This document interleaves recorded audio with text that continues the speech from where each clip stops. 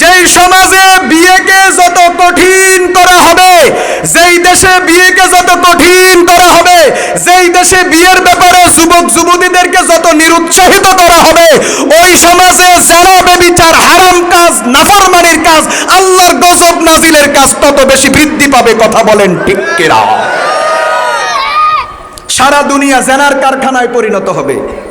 বলেন কিসে পরিণত হবে? সারা দুনিয়া জেনার কারখানায় পরিণত হবে যদি বিয়ে শাদীর ব্যাপারে যদি পাবন্দি লাগানো হয়, বিয়ে শাদীকে যদি কঠোর করা হয়, জেনা ব্যভিচারের রাস্তা উন্মুক্ত হবে। কথা বলেন ঠিক কিনা? প্রিয় ভাইয়েরা আমার, এখন প্রতিষ্ঠিত হইতে হবে। আমাদের দেশের মেয়ের বাবারা মাশাআল্লাহ, মেয়ের জন্য বিয়ের প্রস্তাব আসে, মেয়ে ছোট, মেয়ে কি কেন? ছেলে সৌদি আরব থায়, ছেলে কাতার থায়, যে না মেয়ে ছোট। যদি শুনে ছেলে আমেরিকা থায়, মাশাআল্লাহ, সাথে সাথে মেয়ে কি হয়ে গেছে? বিবাহের উপযুক্ত হয়ে গেছে। এখন পারে না শুধু মেয়ে বিয়ে দেওয়া নয়, পারলে মাইয়ার মাতারেও বিয়া দিয়া দেন। যদি শুনে ফোলা চাকরি করে, বেতন 20,000, যে না মেয়ে ছোট। যদি শুনে ফোলায় সরকারি চাকরি করে, তাহলে শুধু পুরা মাইয়া নয়, মাইয়ার মা নয়, ফাইলে 14 গোষ্ঠীও বিয়া বসে। আসেনি ঘটনা? এজন্য এই দেশের যুবকেরা চরিত্র গঠনের প্রয়োজনীয়তা মনে করে না, চরিত্রের গুণাবলী অর্জন করার প্রয়োজনীয়তা মনে করে না। এই দেশের যুবকদের খেয়াল হইল এই সমাজে চরিত্রের কোনো দাম নাই, এই সমাজে আদর্শের কোনো দাম নাই, এই সমাজে টাকার দরকার।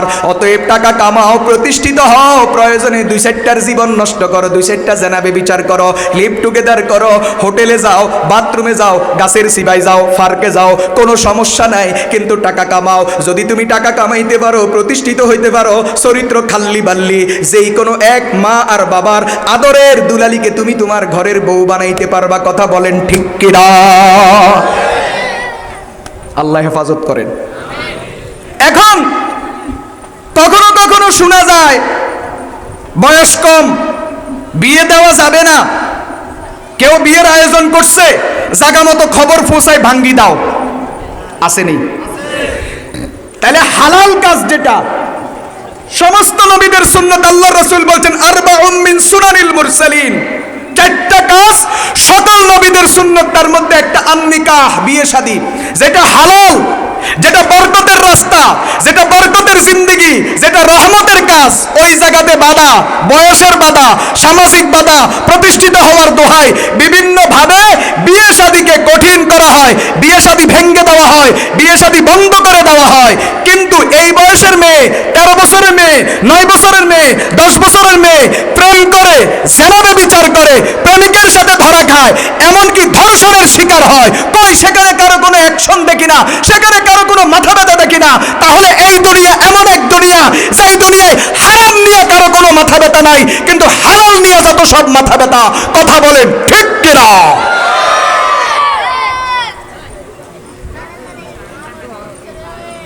ইদানিং এক মেয়ের নাকি বিয়ে হয়েছে, বয়স নাকি 15 না 16 বছর।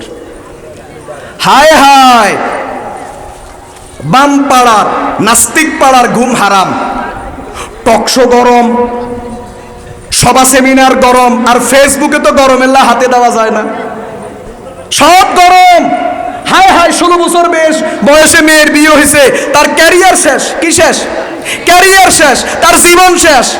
ছেলেরে মামলা দেওয়া দরকার, এই মেয়ের মা বাবারে মামলা দেওয়া দরকার। কত রকমের কত বক্তব্য আসেনি? আর মাশাআল্লাহ, পাশাপাশি ঘটনা, 25 বছরের দামড়ি, কত বছরের দামড়ি? 25 বছরের দামড়ি, এখনো বিয়ে বসে নাই, বিয়ের বয়স হয় নাই, উনি বাথরুমে ধরা খায়। আল্লাহর মেহেরবানি, এটা নিয়ে কারো কোনো মাথা ব্যথা নাই। কথা বলেন ঠিক কিনা? প্রিয় ভাইয়েরা আমার, ইসলামের প্রতি যাদের অ্যালার্জি আছে, আপনাদেরকে একটা পরিষ্কার বার্তা দেই। ইসলামের বিধান, বয়সের কোনো বাধ্যবাধকতা নাই। খাবার যেমন প্রয়োজন, আপনার ক্ষুধা যখন লাগছেন তখন খাবেন। বড় ভাইয়ে খায় নাই, আব্বাই খায় নাই, আম্মাই খায় নাই, অমুকে খায় নাই, তমুকে খায় নাই, সবাই খাক, তারপরে তুই খাইস। এই ফোলা সুযোগ পেলে বাতের ফাইল্লা উল্টাই সারাই দিব, তরকারি ফাতিল্লে আরেক দিকে চলে যাব। অতএব যার যখন ক্ষুধার অনুভব হবে সে তখন খাবে, এটাই নিয়ম।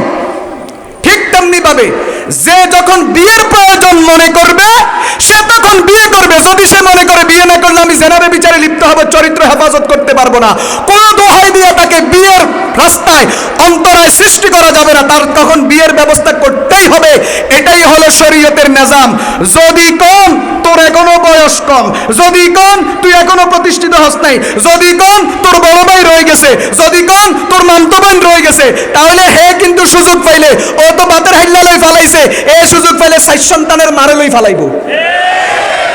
সাবধান, সাবধান বলি, সমাজকে আর বরবাদ করিয়েন না।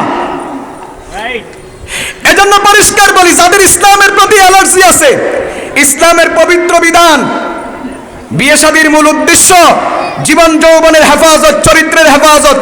অতএব যার যখন প্রয়োজন সে তখন বিয়ে করবে, এটাই নিয়ম। তাকে তখন বিয়ে করাইতে হবে, এটাই নিয়ম। আমনে মানিয়েন না, আমনে প্রতিষ্ঠিত হওয়া পর্যন্ত অপেক্ষা করেন, আমনে 30 বছর হওয়া পর্যন্ত অপেক্ষা করেন, আর বাথরুমে ধরা খাইয়েন, সমস্যা নাই, আমনে অপেক্ষা করেন। কিন্তু আমরা বলি, যারা আল্লাহর দেওয়া আসল বিধান মেনে বিয়ে শাদীর মাধ্যমে হালাল জিন্দেগি যাপন করতে চায়, নিজের জীবন যৌবনে হেফাজত করতে চায়, তাদের উল্টা পাল্টা সমালোচনা করি গায়ে গায়ে লাগাইয়েন না গোবর রে বলে হুজুর কিল্লাই করেন। এই ভূমিকা না দিলে বুঝতেন না। আসল কথা শুনেন, ওই 15-16 বছরে কেন বিয়ে হইল, 18 বছরের আগে কেন বিয়ে হইল, এটা নিয়ে মাথা ব্যথা, সমালোচনা, বাজার গরম, ফেসবুক গরম, টকশো গরম, বামপাড়া গরম, শাহবাগ গরম, বক্তৃতা গরম, সভা সেমিনার গরম। এই এক সুযোগে পাইছে হুজুরদেরকে ঘায়েল করো। বিয়ে হয়েছে ওই মেয়ের আমার জানার মধ্যে 14 গোষ্ঠীর মধ্যে কোনো আলেম নেই। মেয়ের মা বাবা প্রয়োজন মনে করেছে মেয়ের জীবন যৌবনের হেফাজতের জন্য, পরপুরুষের কুদৃষ্টি থেকে হেফাজতের জন্য মেয়েকে বিয়ে দেওয়াই নিরাপদ মনে করেছে, বিয়ে দিয়েছে। কিন্তু শুরু হইয়া গেছে কটাক্ষ করা, আক্রমণ করা কারে?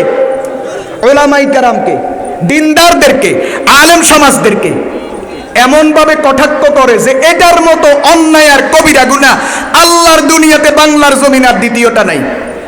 ওদেরকে আমি খুব ঠান্ডা মাথায় বলতে চাই, হুজুরদের সমালোচনা করেন ভালো কথা, হুজুরদেরকে পছন্দ হয় না ভালো কথা, আপনাদের অ্যালার্জি আছে ভালো কথা, চুলকাইতে খেয়াল করি চুলকাইয়েন, চুলকাইতে ফরনের লুঙ্গি মাথায় তুলিয়েন না। কেন?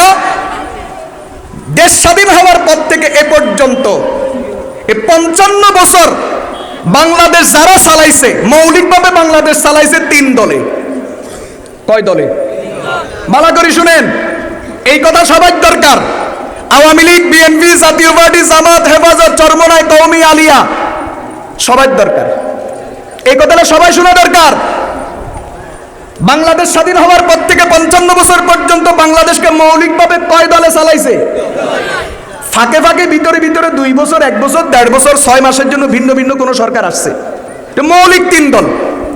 মেহেরবানি করে হুজুরদেরকে গালি দেওয়ার আগে, এই 16 বছরের 15 বছরের বিয়া নিয়ে সমালোচনা করার আগে, চুলকানির আগে, খাইতে ফরনের লুঙ্গি মাথায় তোলার আগে, মেহেরবানি করি ওই 3 দলের মহান নেতা যারা এই দেশের জনগণের কাছে শ্রদ্ধেয়, আপনার কাছে কারোর ভালো লাগে না সেটা ভিন্ন কথা, কিন্তু 3 দল তো, 3 দলের 3 মহান নেতা প্রায় সকলের কাছে কি, আমি ওদের প্রতি শ্রদ্ধা রেখে বলছি, 3 দলের 3 নেতা প্রায় সকলের কাছে শ্রদ্ধেয়, এবং 55 বছর পর্যন্ত ঘুরে ফিরে এই দেশটা তারাই স্বাধীন শাসন করেছে। ওই 3 দলের মহান নেতা কত বছর বয়সে বিয়ে করছে, বিশেষ করে উনার বিয়ের সময় উনার বেগম সাহেবার বয়স কত ছিল, এটা খেয়াল করি, এরপরে চুলকাইয়েন, এরপরে হুজুরদের সমালোচনা করিয়েন। কারণ আপনি যদি বলেন এটা অবৈধ, এটা রাষ্ট্রবিরোধী কাজ, এটা বড় অপরাধ, এটা কবিরা গুনাহ, এটার জন্য মামলা হবে, এটার জন্য জেলে যেতে হবে, এটার জন্য এই করতে হবে, সেই করতে হবে, তাহলে এটার ধাক্কা ওই আমাদের 3 মহান নেতার দিকে যায় কিনা? যায় কিনা? আমি নাম নিলাম না আর কি, আশা করি নাম নেওয়া ছাড়া বুঝে গেছেন আমি কি বুঝাইতে চাইছি। সব বাদতে বেটা, তুই যে সমালোচনা করো, সোজা কথা কর, তোর মার বিয়া কত বছর বয়সে হয়েছে? কথা কয় না? তুমি যে সমালোচনা করো যে এত বছরের আগে বিয়ে দেওয়া যাবে না, এত বছরের আগে বিয়ে করা যাবে না, আমি তোমার পরিষ্কার বলতে চাই, বলো তুমি তোমার মায়ের বিয়ে কত বছর বয়সে হয়েছে? তুমি সেই বয়সে